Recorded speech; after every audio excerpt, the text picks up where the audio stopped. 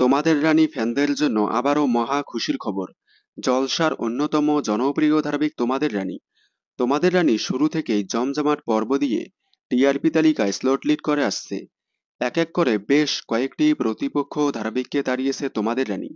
সম্প্রতি তোমাদের রানীর বিপরীতে নতুন ধারাবাহিক আসলে সবাই ভেবেছিল হয়তো নতুন ধারাবাহিকের আগমনে তোমাদের রানীর টিআরপি অনেকটা কমে যাবে, কিন্তু না, তার উল্টোটা হলো। এক লাফে 4+ টিআরপিতে এসে দাঁড়িয়েছে তোমাদের রানী। অন্যদিকে প্রতিপক্ষ ধারাবাহিক 3.1 টিআরপিতে আছে।